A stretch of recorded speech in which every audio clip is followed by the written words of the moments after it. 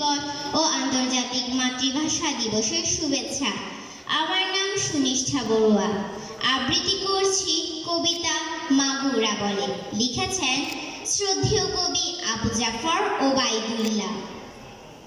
কুমড়ো ফুলে ফুলে নুয়ে পড়েছে লতাটা, সজনে ডাঁটায় ভরে গেছে গাছটা, আর আমি ডালের বড়ি শুকিয়ে রেখেছি। খোকা, তুই কবে আসবি, কবে ছুটি? চিঠিটা তার পকেটে ছিল, ছেঁড়া আর রক্তে ভেজা।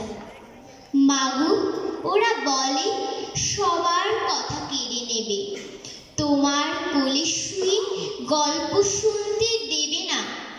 বলো মা, তাই কি হয়? তাই তো আমার দেরি হচ্ছে। তোমার জন্য কথার ঝুড়ি নিয়ে তবেই না বাড়ি ফিরব। লক্ষ্মী মা, রাগ করো না, মাত্র তো আর কটা দিন। পাগল ছেলে, মা পড়ে আর হাসে। তোর উপরে রাগ করতে পারি? নারকেলের চিড়ে কোটে, উড়কি ধানের মুড়কি ভাজে, এটা সেটা আর কত কি। তার খোকা যে বাড়ি ফিরবে, ক্লান্ত খোকা। কুমড়ো ফুল শুকিয়ে গেছে, ঝরে পড়েছে ডাঁটা, পুঁইলতাটা নেতানো। খোকা এলি? ঝাপসা চোখে মা তাকায়। উঠোনে উঠোনে যেখানে খোকার সব শকুনেরা ব্যবচ্ছেদ করে। এখন মার চোখে চৈত্রের রোদ পুড়িয়ে দেয় শকুনিদের।